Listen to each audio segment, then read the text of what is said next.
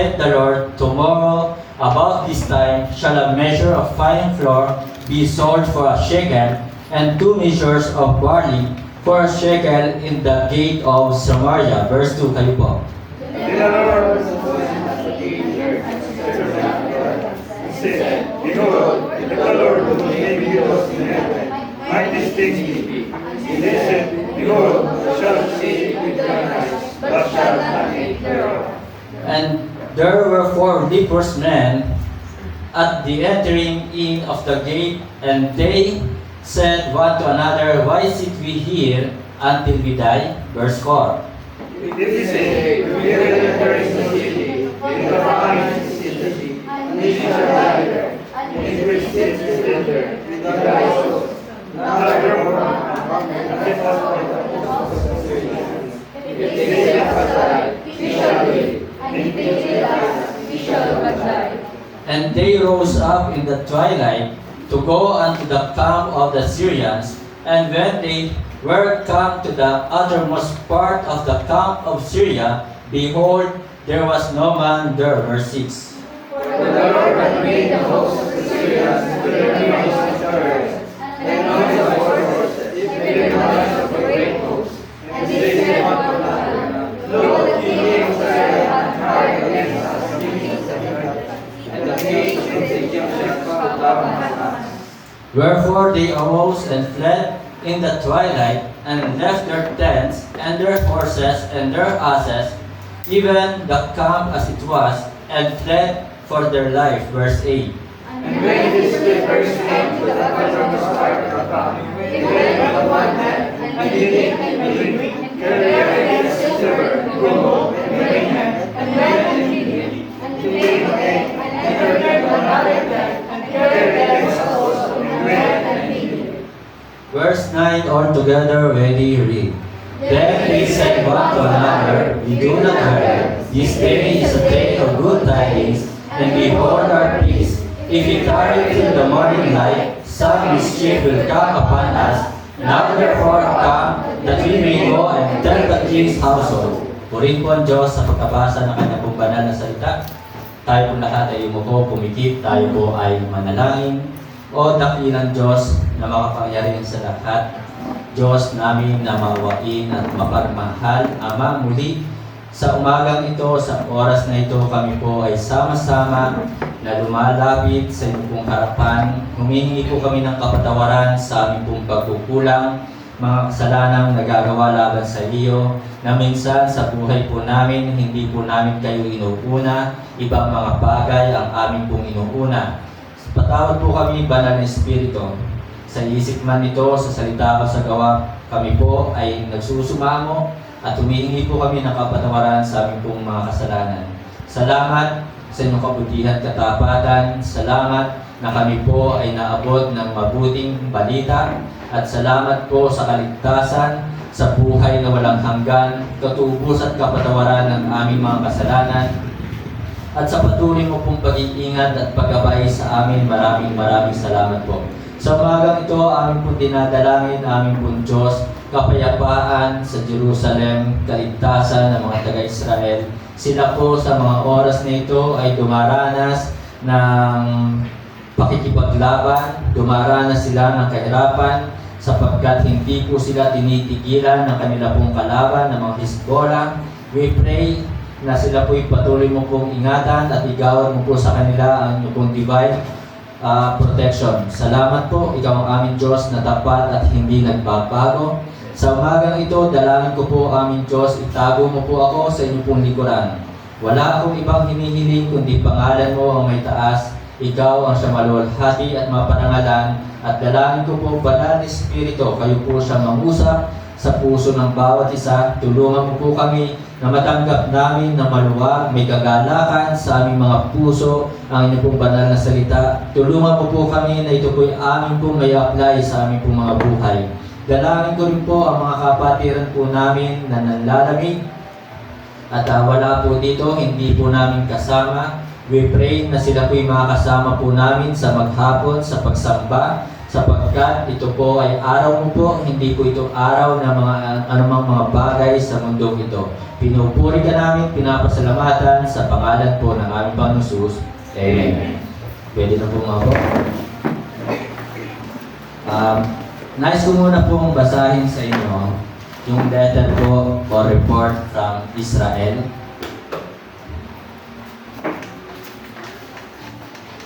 Yung ating pong sinusuportahan na missionary. At dear Pastor and Church Brethren, greetings. The Lord's work in the vineyard of Tel Aviv is moving forward. So, nagpapatuloy po ang gawain sa Israel kahit meron po mga terrorist attack na nangyayari po doon sa Israel. Ganun po katapang ang mga nagmi-mission.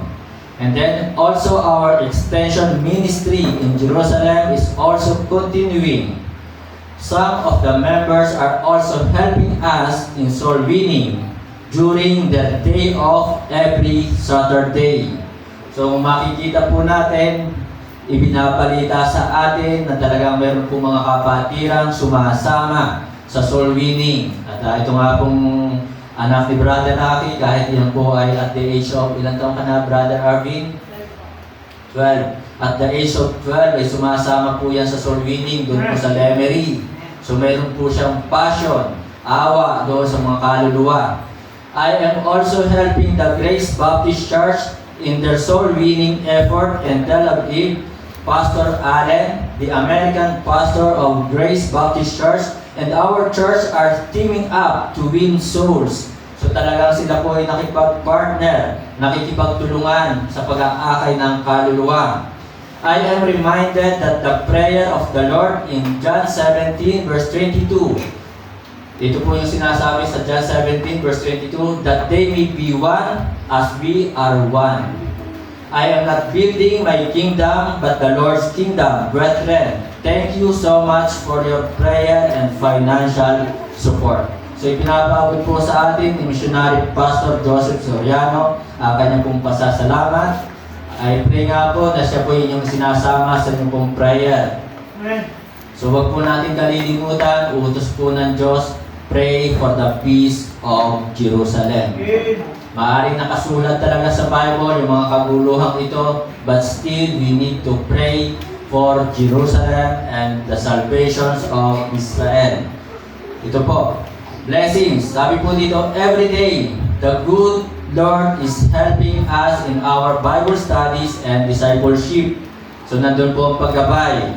By God's grace, 4 of the hostages, 4 sa mga hostage ng Hezbollah ay napakawalan na rescue. So nailigtas na po by the IDF last week. It was such a big blessing. And then, sad to say po, meron pa rin pong hostages. Sabi po dito, ang kanila pong prayer request, release of the remaining 120 Israelites or Israeli hostages who are still in the hands of Hamas. So kaya ipag-pray nyo po ang Israel. Ito po ang kanilang prayer request. And then sabi pa dito, I was able to visit and bring the word of the Lord in Italy last month and Bethany Baptist Church. So sila man po ay nakakarating ng Italy or ng iba't ibang lugar, hindi para mamasyal.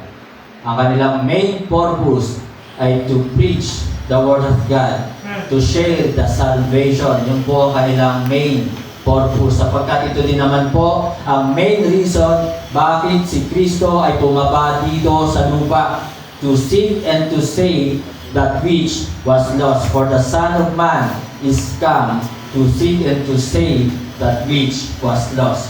So, hindi ko na po babasahin itong lahat. So, for the sake of time, yan po, si Missionary Pastor Joseph Soriano nagpapaabot ng kanyang pasasalamat sa ating pong prayer and financial support. And then, humihingi po siya ng panalangin para doon sa mga natitirang hostages. At sa kanya po, na ipag-pray din po natin siya na lagi siyang bigyan ng good health at ang kanya pong kapartner, ang kanya pong misis.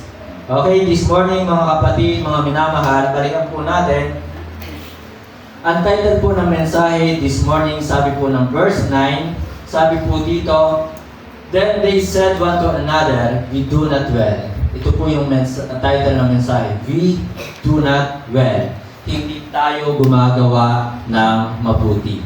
Ito po ang katotohanan sa buhay po natin. Maaaring tayo po ay gumagawa ng mabuti, but at the same time, tayo po ay meron ding ginagawang hindi mabuti. Yun ang katotohanan. Gumagawa tayo ng mabuti, but at the same time, meron tayong ginagawang kalokohan. Meron tayong ginagawang kabalbalan. Amen po ba? Yun po ang katotohanan na hindi lahat ng bagay na ating ginagawa ay mabuti. We are all sinners saved by grace. So we do not well. Mga kapatid, mga minamahal, dito po sa chapter 7, sila po ay meron pong pinagdadaan ng kahirapan. At ang kahirapan ito ay yung taggutom. Sabi po ng verse 12, tinan niyo po ang verse 12. And the king arose in the night and said unto his servants, I will now show you what the Syrians have done to us. They know that we be hungry. Nalalaman ng mga Syrians na ito na tayo nagugutom, na tayo mayroong crisis. Amen po ba? So mga kapatid, mga minamahal, kaya sabi po dito sa verse 9, verse 8 and 9, ito pong 4 leprous men, sila po ay pumasok doon sa kampo ng mga Syrian. At doon sa kampo ng mga Syrian ay nakita nila maraming pagkain. Sila ay talagang kumain. Pero, pagdating ng verse 9, sabi nila, we do not well. Hindi tayo gumagawa ng mabuti. Hindi maganda itong ginagawa natin. Sapagkat sila lang. Masama talaga na ikaw lang ang kakain. Masama talaga na hindi ka mag-aalok ng pagkain. May kasama ka sa bahay pero hindi mo alokin. Masama po yun. Hindi po yun mabuti. Amen po ba? Kaya sabi ng 4 leprous men na ito, we do not well. We do not well. So mga kapatid, mga minamahal, tingnan pa po natin, bago natin puntahan natin ang main message this morning. Ang sabi po dito sa verse 2, sabi po ng chapter 7, Then a Lord on whose hand the king leaned answered the man of God and said, Behold, if the Lord would make windows in heaven, might this thing be? And he said, Behold, thou shalt see it with thine eyes, but shalt not eat thereof. Dito po ay meron pong isang punong kawal, yung hari ng Israel, at hindi po siya naniniwala doon sa man of God. Hindi siya naniniwala sa man of God. Amen? Ngayon, dahil hindi siya naniwala sa man of God, ano sabi nitong ni Elisha? Sabi dito, but shall not eat thereof. But shall not eat thereof. Nangyari po yun. Kaya mga kapatid, mga minamahal, ang man of God ay ating pong igalang. Ating pong igalang ang man of God. So yan po yung mga pangyayari po dito. And then sa verse 9, ay talaga nagkaroon po dito yung 4 leprous men. Kumain sila ng kumain. So yun po yung kanilang greedy, yun po yung kanilang katakawan. Diba? Masama po ang maging matakaw sa pagkain. Masama. So kailangan magbigay talaga. Magbigay. Kung ikaw ay kumakain, may kasama ka sa bahay, mag-alo ka naman. Diba? Hindi yung ikaw lang ang kakain. So yun po, kaya sabi ng 4 leprous men na ito, we do not well. Hindi tayo gumagawa ng mabuti. So mga kapatid, mga minamahal, mapapansin po natin dito sa verse 9 na ito, sinabi nila, we do not well. So makikita po natin doon, they realize that they are not doing well. So sometimes sa ating pong buhay, kailangan po nating ma-realize na mali pala ang ating ginagawa. At kung ma-realize po natin na mali ang ating ginawa, sana naman mag-sorry tayo. Amen? Mag-sorry tayo. Mag-sorry. Kasi yung ibang tao, nare-realize nila, mali ang kanilang ginagawa. Pero hindi sila humihingi ng tawad. Hindi sila nagsosorry. Hindi sila nag-apologize. So, ano ang saysay na nalaman mong mali ka, masama ang ginawa mo, pero hindi ka naman nagsosorry? Diba? So, we need to say sorry. We need to apologize. If mali yung ating ginawa, kung masama ang ating ginawa, we need to apologize. So mga kapatid, mga minamahal, dito ay nakita natin they realize that they do not well. So they are not doing well.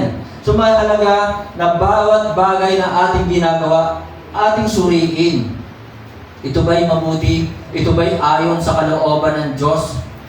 Kasi kung hindi ito ayon sa kalooban ng Diyos, kung hindi ito mabuti, we suffer. Dadanas tayo ng mga kahirapan. At kaya sabi nga po dito sa verse 9 pa rin, I think, tingnan nyo po, sabi dito sa verse 9, nandiyan ba kayo sa verse 9? Sabi dito, Then they said one to another, we do not well, this day is a day of good tidings, and we hold our peace. If we tarry till the morning light, some mischief. So mischief, sabi dito, some mischief will come upon us. So mga kapatid, mga minamahal, kung mali yung ating ginawa, mayroon pong katapat na parusa. May parusang naghihintay sa atin. Kaya mga kapatid, kailangan nating suriin ang bawat bagay na ating ginagawa. Kung ito ay mali, ay ating itama. At kung tayo ay nagkamali, tayo ay humingi ng tawad, tayo ay mag-sorry. Amen? Sapagkat kapag hindi natin ginawa mga bagay na ito, some mischief will come upon us. Mayroong parusang darating sa atin. Tandaan, ang Diyos ay hindi lamang Diyos ng pag-ibig. Opo, ang Diyos ay pag-ibig, mapagmahal. Subalit ang ating pong Diyos, mga kapatid, mga minamahal, siya rin po ay a judgment God. God is a righteous judge. Amen po ba? God is a righteous judge. Huhukuman ng Diyos lahat ng ating ginawa, maging mabuti man ito o masama. So yun po, God is a righteous judge. Hindi lamang po siya Diyos ng pag-ibig. Kaya mga kapatid, mga minamahal, we need to realize sometimes kung ang ating bagang ginagawa ay mabuti o masama. Sa pagkakataong ito, yung 4 leprous men, they realize they do not well. So mga kapatid, sana suriin po natin. Then after they realize na hindi tama ang kanilang ginagawa, hindi mabuti ang kanilang ginagawa, ano sunod na nangyari? They renewed their mind and heart. Nagkaroon po ng pagbabago sa kanilang puso, sa kanilang isip. So baguhin natin. They renew. Kaya makikita po natin dito sa verse 9, sabi po nila dito, that we may go and tell the king's household. So mga kapatid, after we realize that we are not doing well, let us renew our heart and mind. Baguhin po natin. Hindi yung alam mo nang mali ka pero pinagpapatuloy mo pa rin ang bagay na mali. Diba?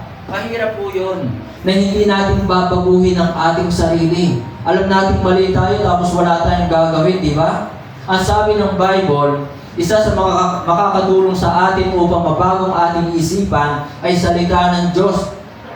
Kaya kailangan natin laging basahin.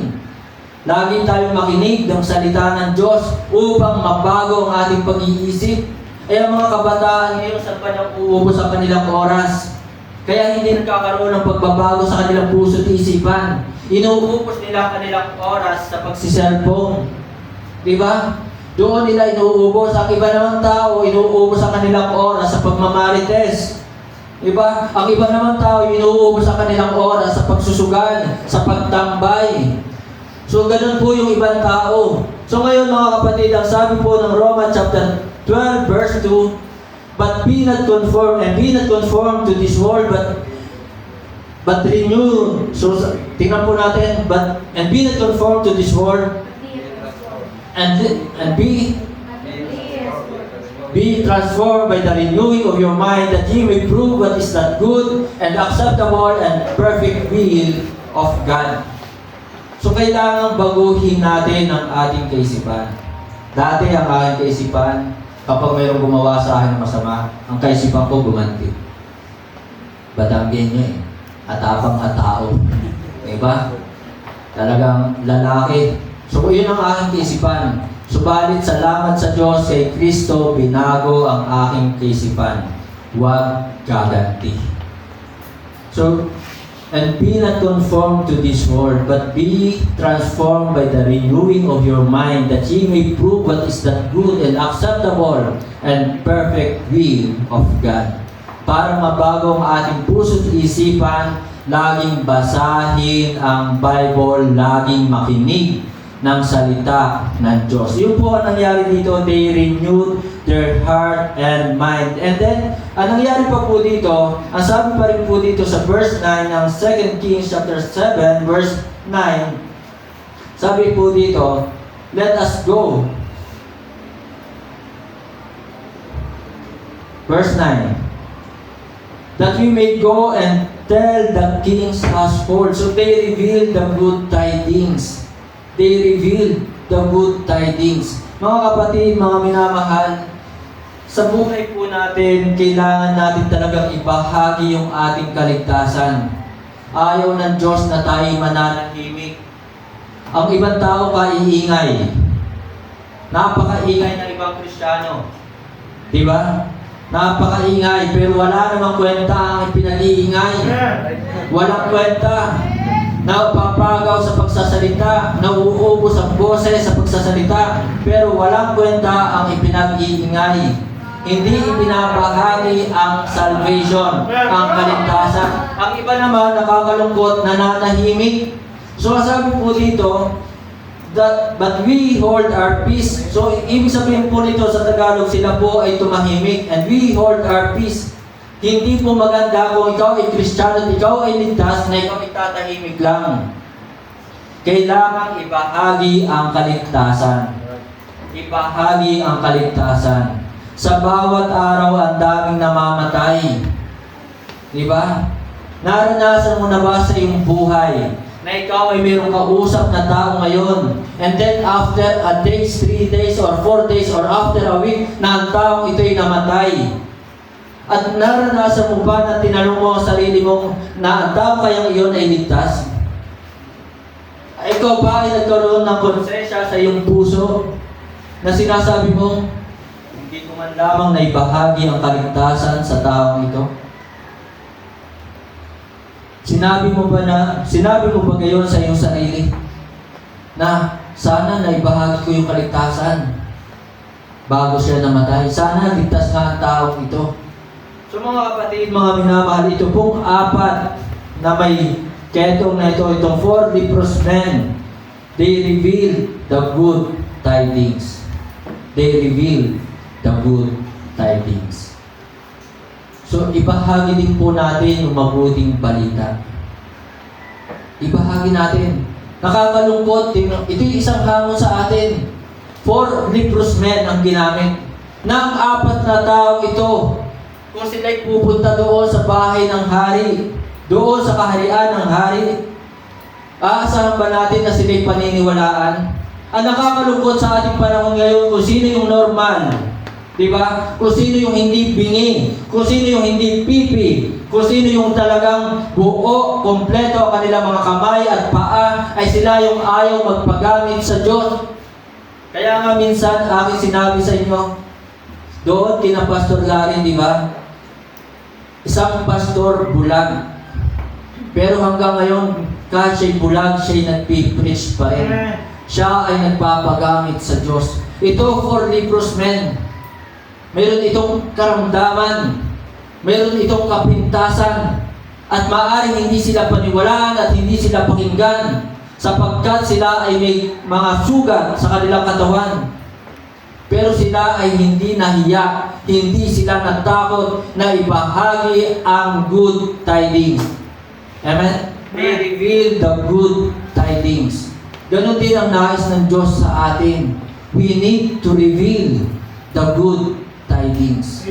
Yung mabuting balita. ibahagi natin ang kaligtasan ay sa pamamagitan ng pananampalataya kay Kristo. Ibahagi natin ang kaligtasan ay hindi nawawala.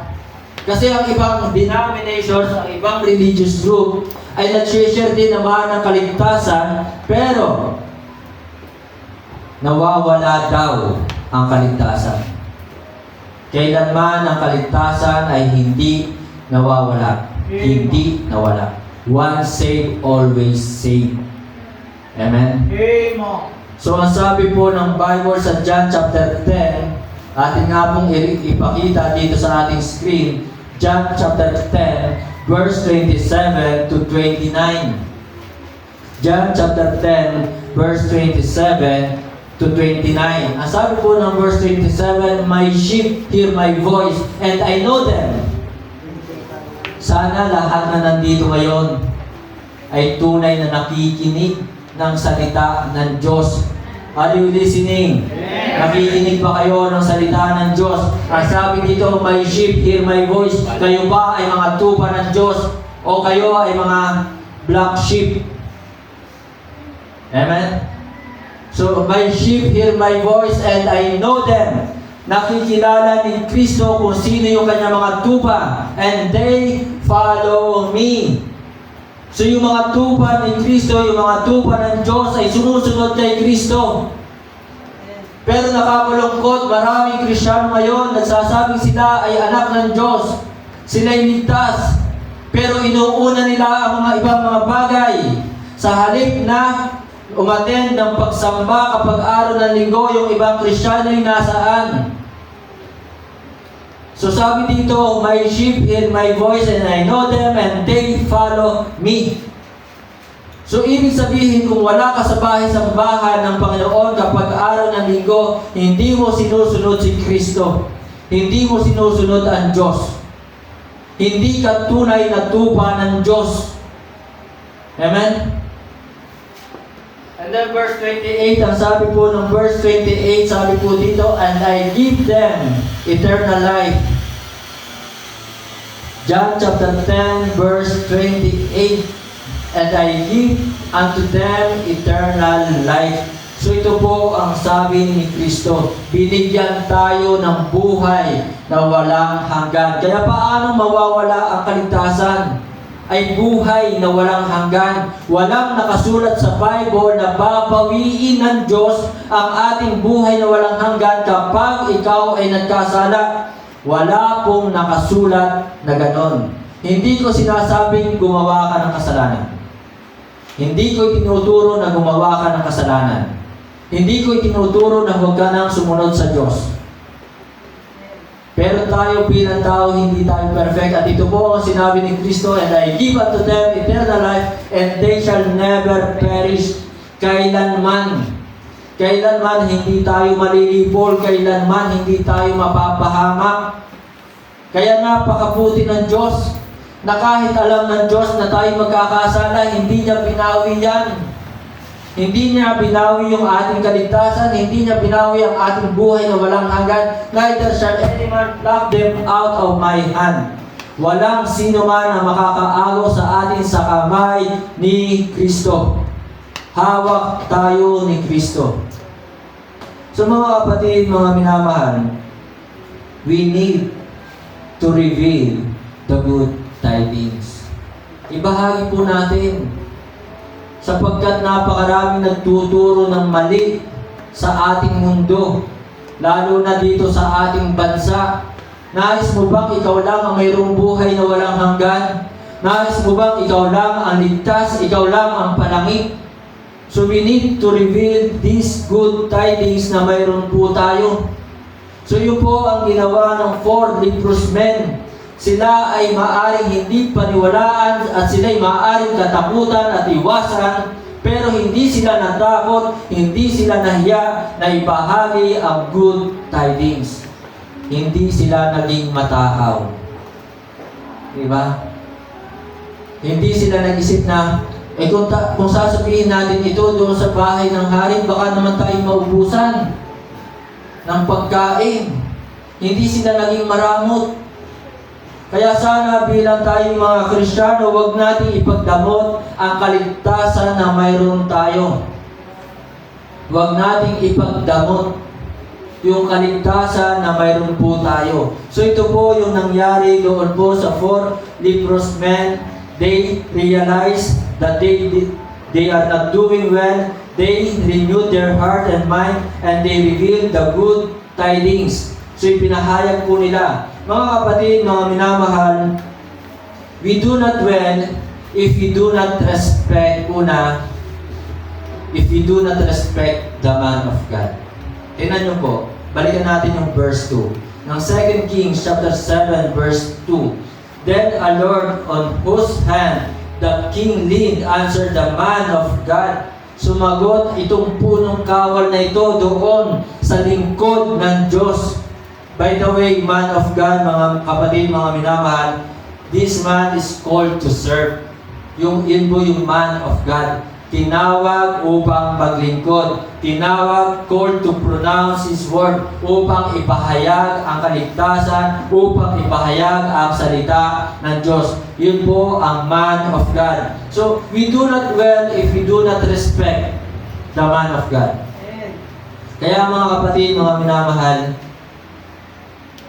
sino man yung pastor na tatayo sa pulpitong ito, igalang po ninyo. Huwag po ninyong gagawin na kapag kaharap ninyo yung pastor ay maayos kayo makipag-usap. Diba? Maayos ang inyong pakikitungo. Pero pag talikod ng pastor, pag malayo na ang pastor, pag wala na yung pastor, ay kung ano-anong salita ang inyong gagawing paninira sa kanya. You are not respecting the man of God. So we do not well. Hindi tayo gumagawa ng mabuti kung hindi tayo gumagalang sa man of God. Verse 17, tinan po natin, verse 17. Ano yung nangyari dito sa punong kawan na hindi nagbigay ng galang sa man of God? Verse 17. Nandiyan na ba kayo sa amen? And the king appointed the Lord on whose hand he led to have the charge of the gate. And the people trod upon him in the gate, and he died. So yung punong kawal na ito, in-appoint ng hari na doon ka sa gate. Di ba? At siya ay dahil sa karamihan ng taong pumasok doon sa gate, ay siya inatapak-tapakan, and then he died.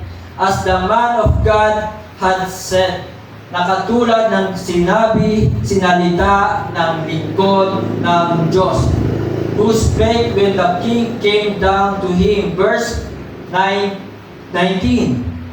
And that Lord answered the man of God and said, Now behold, if the Lord should make windows in heaven, might such a thing be? And he said, Behold, thou shalt see it. So anong nangyari po dito sa punong kawal na ito? Nakita lang niya. Diba? Nakita lang niya kung ano yung kabutihan ng Diyos. Nakita lang niya na talagang tunay yung sinabi ng man of God na ito. Na talagang maraming pagkain. Na talagang wala na yung mga Syrian na ito. Diba? Na sila'y makakapasok ng malaya doon sa kampo ng mga Syrian. Nakita lang niya yon, pero hindi siya nakakain at siya'y namatay. Sabi dito ng verse 19. And he said, Behold, thou shalt see it with thine eyes. Makikita mo ng iyong mga mata ito, but shall not eat thereof. Ang sakit, di ba? So dahil hindi niya iginalang yung man of God, nakita lang niya mga bagay na ito, pero hindi siya nakakain. Verse 20. And so it fell out unto him, for the people trod upon him in the gate, and he died. Mga kapatid, mga minamahal, we do not well if we do not respect the man of God. Amen. So, respeto po mga kapatid. Respeto. Ibigay natin ang ating paggalang sa mga man of God. Hindi nila kailanman pinangarap maging pastor.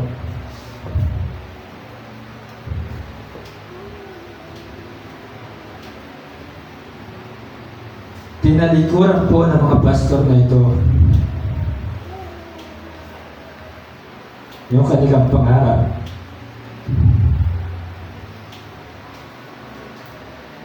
tinanggihan ang kayamanan sa mundong ito. Sina Pastor Sosa, accountant, doon sa munisipyo ng Pasig. Pastor Edwin Tan, mayaman ang kanyang tatay, isang negosyanteng chief. Pero tinanggihan nila ang kayamanan sa mundong ito. Pastor Lani Lumanglas, isang engineer. Pero tinanggihan nila ang mga kayamanan sa mundong ito. Respect the man of God.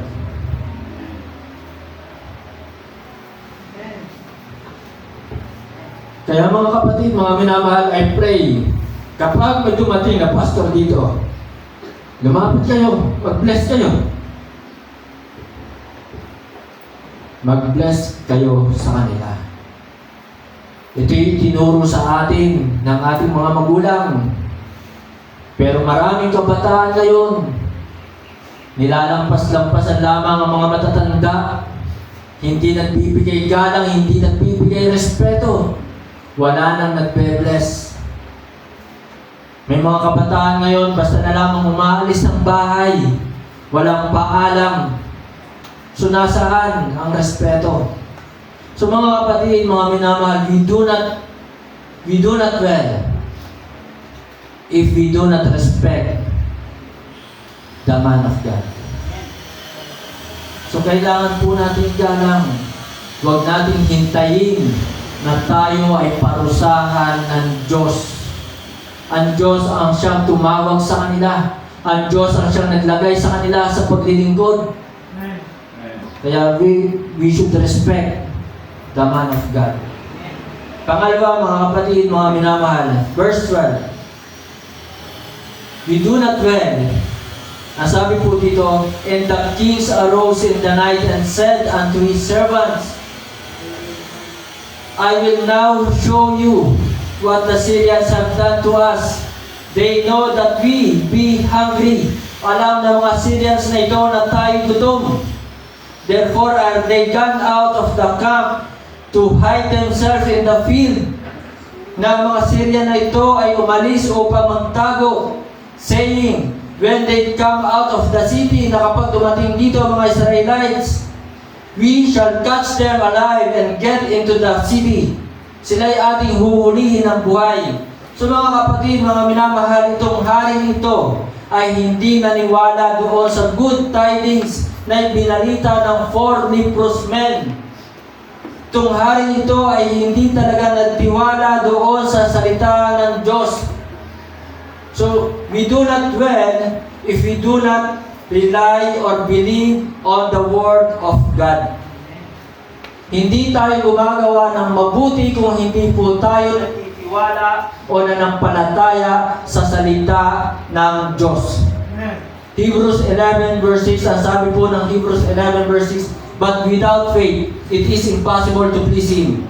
For he that cometh to God, to him must believe that He is, and that He is a rewarder of them that diligently seek Him. So hindi po makakapagbigay lugod sa Diyos, hindi po nakakapagbigay kaluwalhatian sa Diyos kung walang pananampalataya. So we do not well if we do not believe, if we reject the Word of God, if we refuse the Word of God. Kung ito'y ating tinanggihan, binaliwala ang salita ng Diyos, hindi sinunod ang Diyos, hindi sinunod ang salita ng Diyos, hindi tayo gumagawa ng mabuti. Anong nangyari doon sa punong kawan? Diba, hinamak niya yung lingkod ng Diyos. Hindi siya naniwala doon sa lingkod ng Diyos. Hindi siya nakinig doon sa salita ng Diyos kay Prophet Elijah. Anong nangyari?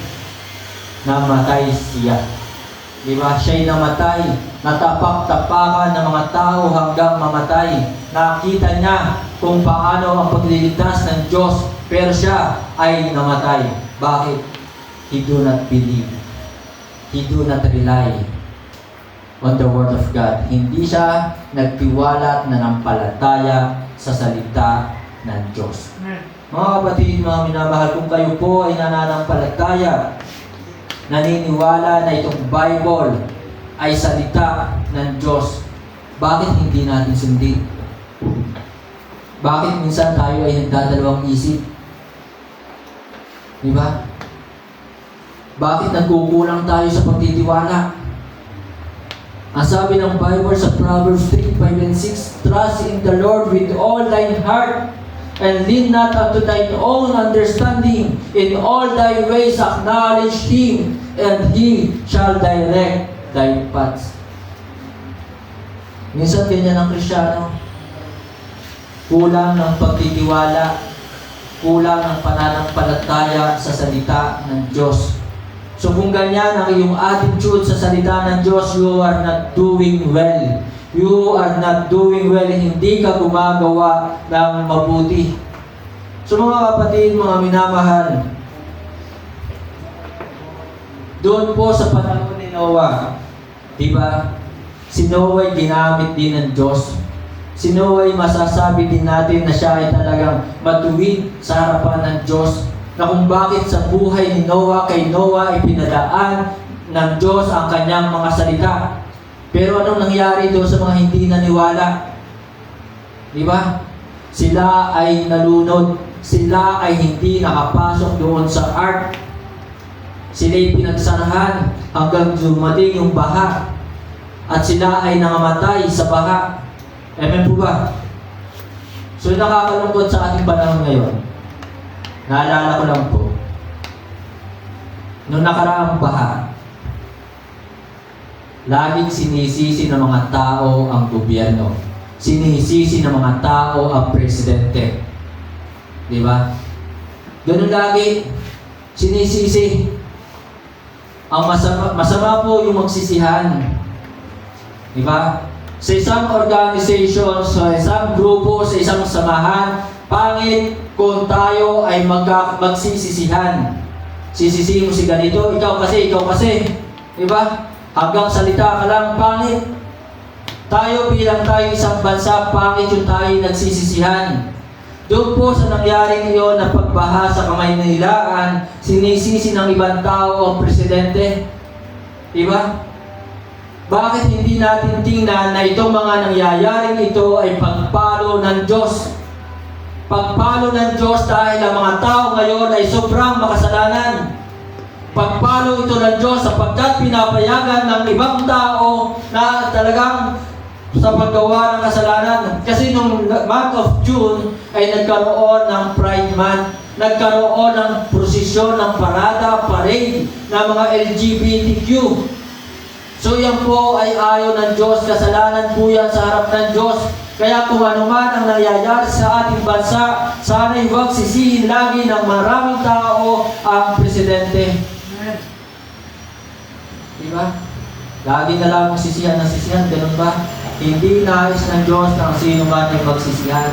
Tingnan natin ang ating sarili. Kung makapanisi sila ng ibang tao para pag sila may ginawa. Ganun sila.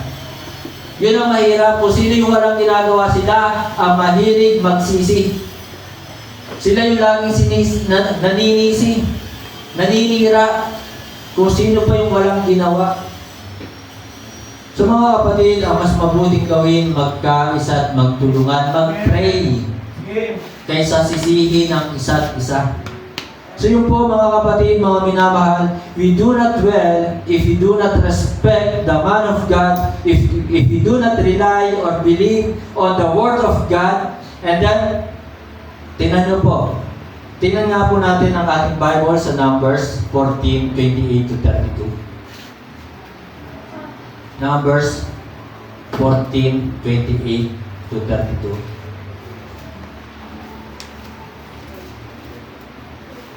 Nandiyan na ba kayo? Say amen. So sabi po dito sa verse, tingnan niyo po, ito po yung parusa ng Diyos God's punishment on Israel. Verse 28, sabi dito, say unto them, as truly as I live, saith the Lord, as ye have spoken in mine ears, so will I do to you. Verse 29, your carcasses shall fall in this wilderness, and all that were numbered of you, according to your whole number, from 20 years old and upward, which have murmured against me. So, makikita po natin, ang Israel po, sa kanilang pag-alis sa bansang Ehipto, hindi po sila agad nakapasok sa Promised Land. At nakakalungkot, dapat sana, sa kanilang pag-alis sa Ehipto, dapat sana ay ilang days lamang, after so many days, sila'y makakapasok na doon sa Promised Land. At ang nakakalungkot, dapat, ilan ba yung Brother Luis? Sana, I'm not sure kung ilang days, kung ito baga ay 2 weeks. I'm not sure kung 2 weeks, dapat ay nandun na sila sa Promised Land. Diba? Kaya lamang tumagal po ito, umabot ito ng 40 years. Diba? 40 years. So, could you imagine that? Dahil sa kanilang hindi paniniwala, dahil sa kanilang hindi pagtitiwala at sila'y talagang nagbulong-bulong, nagre-reklamo sa Diyos, sa lingkod ng Diyos. Ano nangyari? So, yung mga 20 years old upward, which have murmured against Moses, verse 30. Tingnan po natin, verse 30. Sabi po dito, doubtless ye shall not come into the land concerning which I swear to make you dwell therein. So ito po mga 20 years old upward, hindi nakapasok at ito po ay nangamatay doon sa wilderness. Yan po yung epekto o yung parusa ng Diyos sa mga hindi nagtitiwala at nakikinig sa kanyang salita. Doon sa mga talagang hindi gumagala sa kanyang mga lingkod. Amen? At ang nakapasok lang po doon sa Promised Land ay 19 years old pababa. Yun po ang nakapasok sa Promised Land. Pagdadaanan niyo yan sa BI, sa Bible Institute. Pagdadaanan niya. So mga kapatid, mga minamahal, we do not well if we do not rely or believe in the Word of God. Next, verse 9. Balikan na po natin ang verse 9 ng 2 Kings chapter 7 verse 9. 2 Kings chapter 7 verse 9.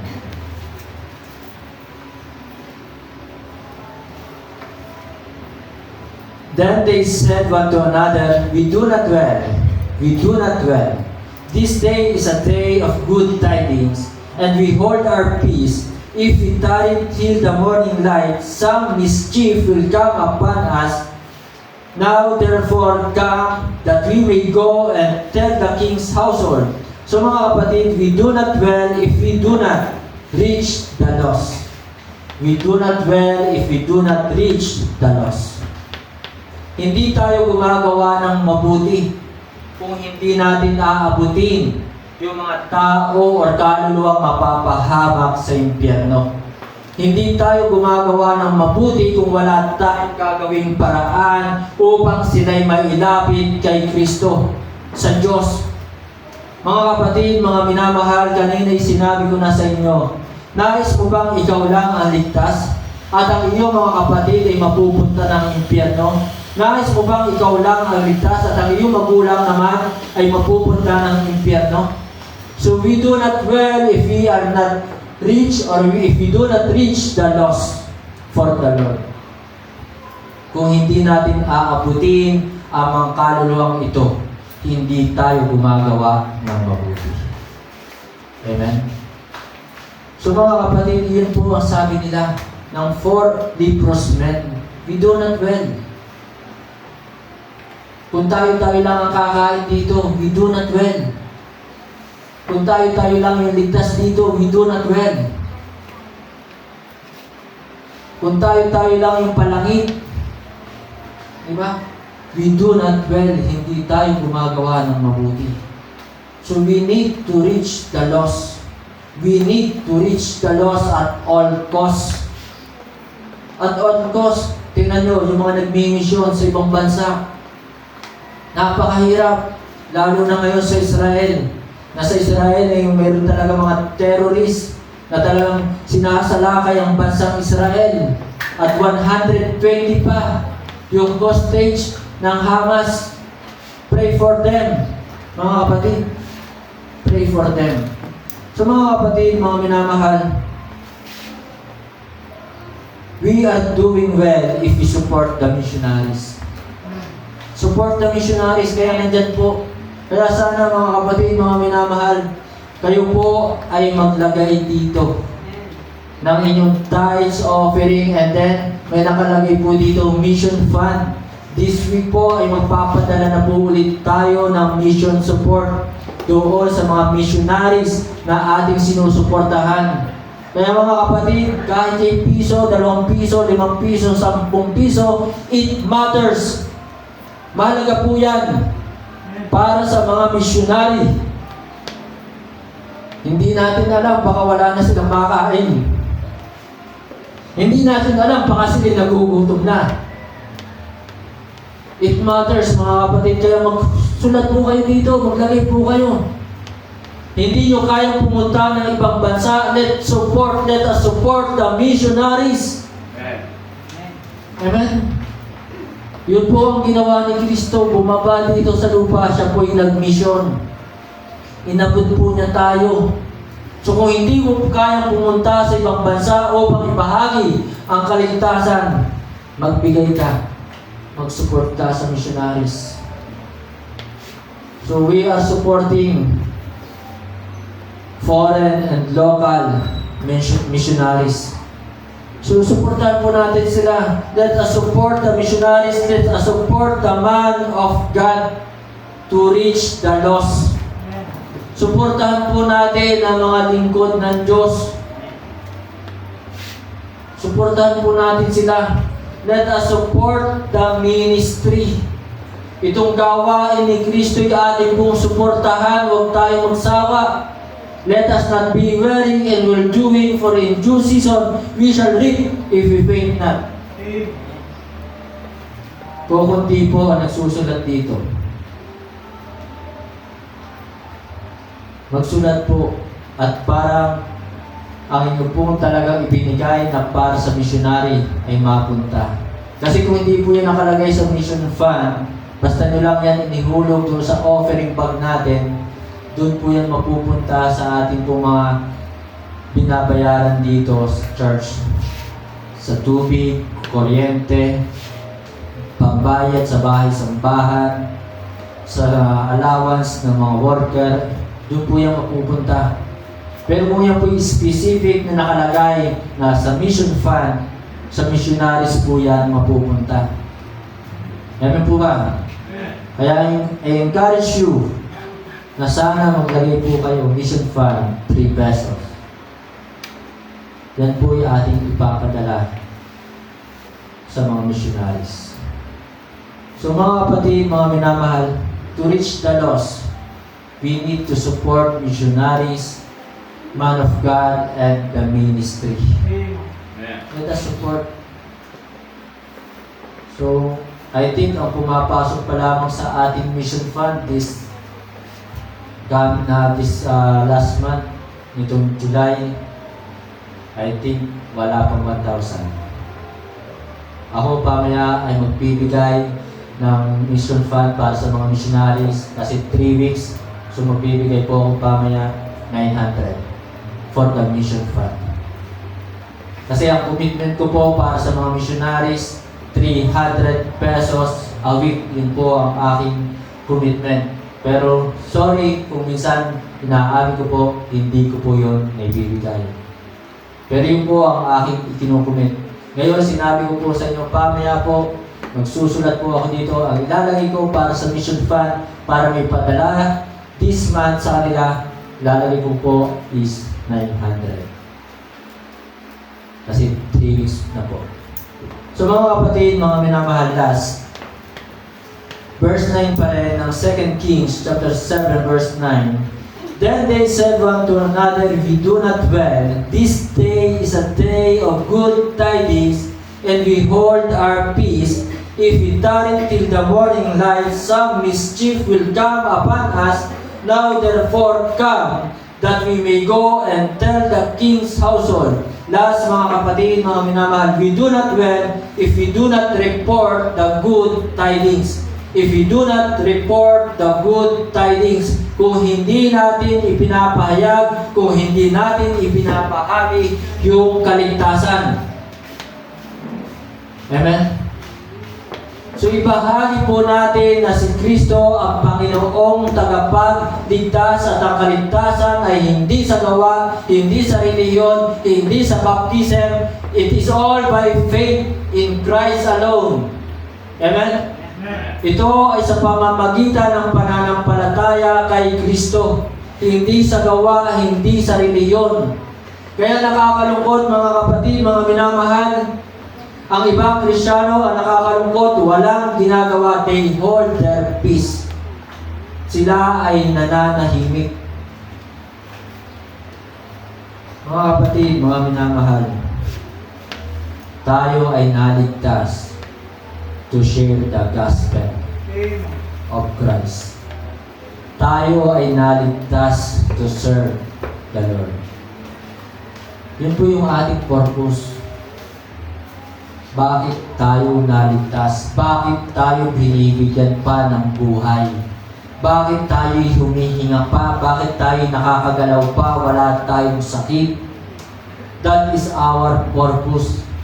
To share the salvation upang ibahagi yung kaligtasan na meron po tayo. So mga kapatid, mga minamahal, we do not well if we do not respect the man of God, if we do not rely or believe on the Word of God, if we do not reach the lost, if we do not report the good tidings. Mga kapatid, mga minamahal, God knows sa pagtatapos to. Alam ng Diyos kung gagawa ka ng mabuti. Alam ng Diyos. Alam ng Diyos kung gagawa ka ng hindi mabuti. Ng kabalbalan, ng katarantaduhan, alam yan ng Diyos. Di ba? At dahil alam ng Diyos na tayo gagawa ng mabuti, asahan mo. Tingnan niyo po, dito po tayo magtatapos sa verse 6 and 7. Ng 2 Kings chapter 7, verse 6 and 7. Dahil alam ng Diyos na itong 4 leprous men ay gagawa ng mabuti, sabi po dito, for the Lord hath made the host of the Syrians to hear a noise of chariots. Ang ginawa ng Diyos na ito ay pinarinig dito sa mga taga-Syria na maraming mga chariots, maraming mga kabayong padating, na talagang daming maiingay na kabayo, and the noise of horses, even the noise of a great host, na talagang maraming padating na mga mandirigma na galing Israel. Sabi po dito, and they said one to another, pero wala naman po ha. 4 na leprous men lang ang pupunta doon sa kampo ng mga Syrian. Kaya ang Diyos, gumawa siya ng intervention. Nakialam ang Diyos. So ito po yung God's intervention. Then sabi dito, Lo, the King of Israel hath heard against us the kings of the Hittites. So inisip ng mga Syrian na ito na yung hari ng Israel ay nagbayad ng hari ng mga Hittites and the kings of the Egyptians to come upon us. Kaya, yun yung kanilang pakinig. So, yun yung kanilang akala. Diba? Marami talaga namamatay sa maling akala. Kaya huwag po kayong mag-aakala lagi ha. The verse 7, wherefore they arose and fled in. So, dahil narinig nila ito, sila'y tumakas na. The twilight na magmamadaling araw or madaling araw. And left their tents. Iniwan na kanilang mga tents. And their horses, ang kanilang mga kabayo. And their asses, even the camp as it was, and fled for their life. So mga kapatid, mga minamahal, do well. Gumawa ka ng mabuti. At asahan mo, kikilos ang Diyos sa buhay mo.